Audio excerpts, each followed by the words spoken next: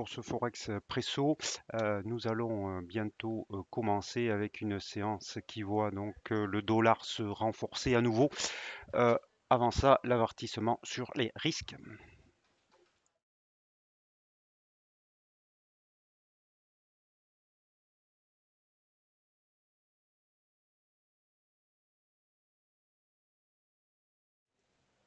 Voilà, le dollar se renforce, disais-je, avec deux événements qui ont lieu cette nuit, ou plutôt un cette nuit et un ce matin. D'abord, la Banque de Nouvelle-Zélande qui a laissé ses taux inchangés, ce qui était largement entendu, non, pardon, une hausse de taux de 25 points de base, mais ce qui était largement attendu.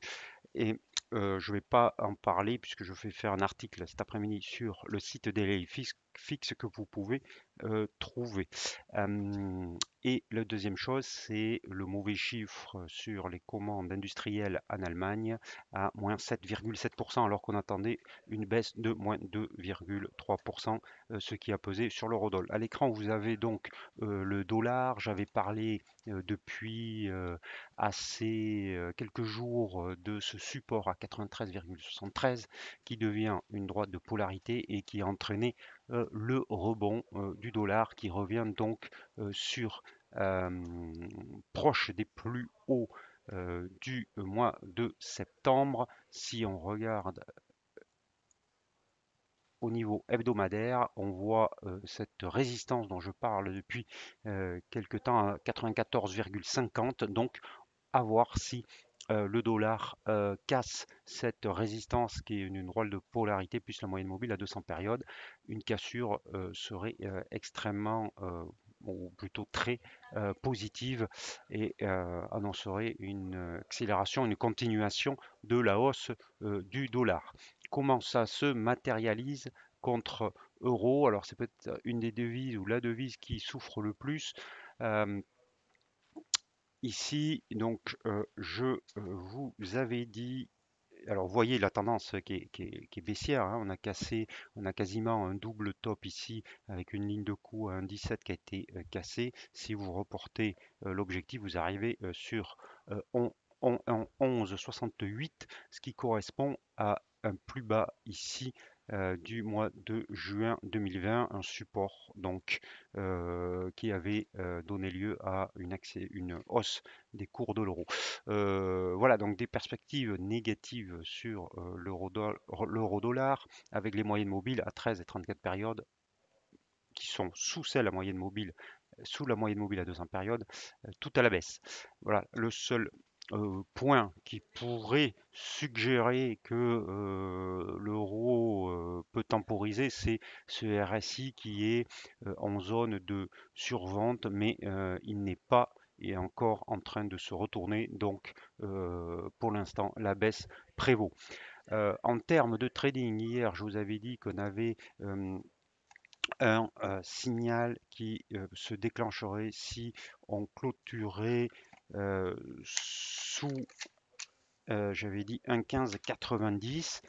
Donc, effectivement, ça a eu lieu, 1,1597. Ici, on a eu donc une baisse. Donc, si vous avez suivi l'idée, la vie, vous êtes short. L'objectif que j'avais fixé est à 1,15. On commence à être très survendu. Donc, à vous de voir, soit vous mettez un stop suiveur sur la moyenne mobile à 13 périodes, soit vous prenez la moitié de vos bénéfices d'ores et déjà, et vous laissez courir l'autre moitié, soit vous abaissez votre stop loss au-dessus de 1,1565, ce qui vous permet de faire une opération flat, voire légèrement gagnante si jamais on avait un rebond à cause de cette survente, mais l'objectif est 1,15, 1,1510. Voilà donc pour l'euro dollar, toujours baissier. Donc GBP USD, le câble sur un jour. Euh, lui aussi, il baisse aujourd'hui, mais pour l'instant, il a un petit peu, il est beaucoup moins faible que l'euro-dollar. Donc, euh, j'avais donné un point à 1,3575, une clôture, hop, voilà, une clôture sous un 35,75 était un signal de vente. Donc on l'a fait ce matin. Pour l'instant, on est à peu près sur ces niveaux puisqu'on est à 1,3572. Si vous avez suivi l'avis, vous êtes donc short, vous pouvez mettre un stop assez serré sur un 36,05 par exemple. Ça se donne au-dessus de cette moyenne mobile à 34 périodes, ça donne un risk-reward assez intéressant et très peu de risques pour jouer une baisse du câble. On va aller voir l'autre devise majeure, les deux autres dernières devises majeures, l'AUD USD d'abord, l'AUSSI, donc qui est toujours sous cette oblique baissière qui chapeaute les cours depuis maintenant 4 mois. Euh, on est, on a eu hier une figure d'hésitation, une baisse aujourd'hui. Si on regarde sous l'horizon de temps 1 heure, on a ici ce support sur la zone 0,7250 qui a été cassé. Donc ça peut être un moyen de se mettre short. On a un pullback en plus. Si jamais vous voyez une bougie rouge au contact de, de ce support à 0,7250, ce qui servirait de résistance dans ce cas-là, ça serait un signal de vente, un bon point d'entrée avec un stop loss juste au-dessus des 0,7250, ce qui donne un très bon risque reward puisqu'on pourrait viser 0,72.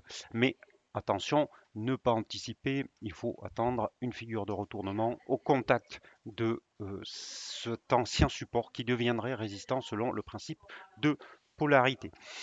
On va, j'avais parlé aussi hier du dollar suisse avec une idée de se mettre long.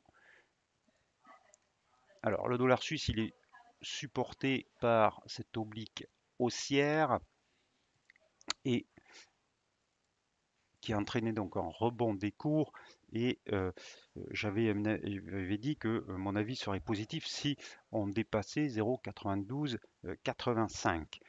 Ce qui est le cas, mais on ne peut pas dire que pour l'instant on ait une accélération très franche. 0,9285, c'est ici pour que vous puissiez hop, le voir. Voilà. Euh, pour l'instant, quand même, on a dépassé cette résistance en 1 heure, donc on revient dessus, on a un doji, donc ça peut devenir un support.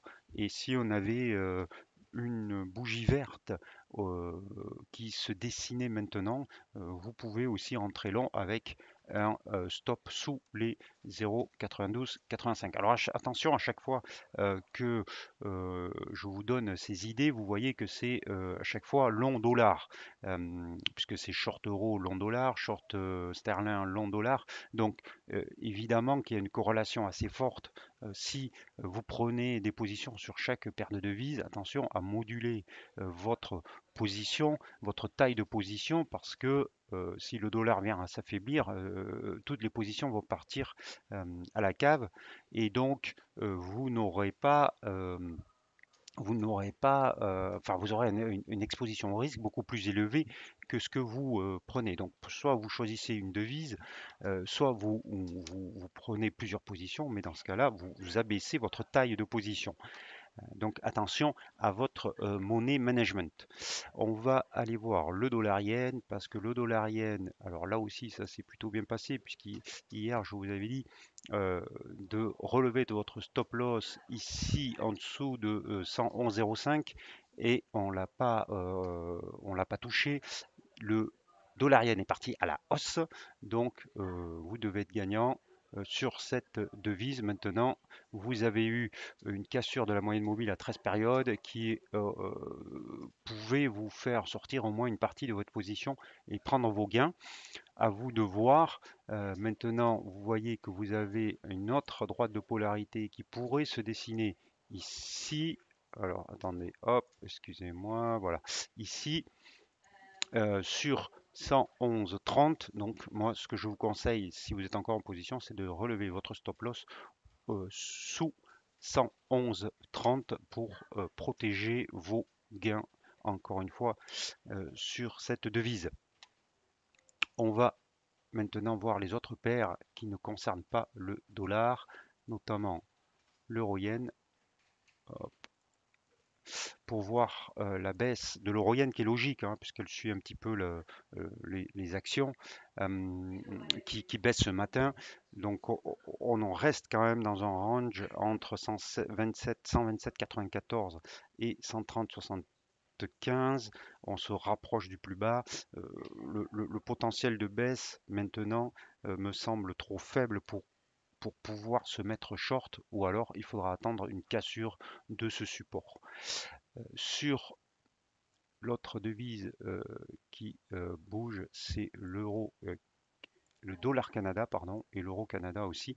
Alors le dollar Canada, euh, il dessine une oblique haussière qui sert de support avec un doji hier et un point bas au contact de cette oblique haussière. Donc c'est plutôt des trades longs qu'on va chercher malgré la hausse du pétrole. Alors, c'est peut-être pas la meilleure devise pour jouer la hausse du dollar, sauf si le pétrole venait à fortement baisser. Ce qui semble pas être le cas puisque les conditions sur le marché de pétrole sont extrêmement tendues. Euh, voilà. Donc, ceux qui veulent jouer une hausse du dollar contre le dollar canadien, chose que personnellement je ne ferai pas, euh, doivent mettre absolument leur stop loss sous l'oblique haussière. Et on va voir donc l'euro, parce que hop, l'euro contre le dollar canadien, hop, en quotidien pour commencer. Vous voyez que l'euro est faible contre le dollar canadien et qu'on est en train de casser en quotidien un support assez important à 1,46, mais on a un RSI qui est déjà en zone de survente, donc attention au faux break sur cette paire de devises avec en 1 heure, hop, voilà, euh, clairement une tendance bien sûr baissière, ce qui est dû donc, je vous l'ai dit, hein, à la hausse de l'or noir. Donc, tant qu'on reste sous cette oblique baissière en 1 heure, on peut tout à fait euh, envisager des trades short et le stop loss se place juste au-dessus de cette oblique. Voilà pour les idées. On a fait le tour euh, des différents avis que je vous avais proposés, pardon. Euh, et donc, vous voyez que c'est plutôt la hausse du dollar qu'il faut privilégier, mais qu'il va avoir à affronter une résistance assez importante. Donc, des stop loss rapprochés pour voir si il arrive à franchir cet obstacle à 94,50 sur l'indice dollar ou si il repart à la baisse. Et dans ce cas-là, vos stop loss vous protégeront votre capital.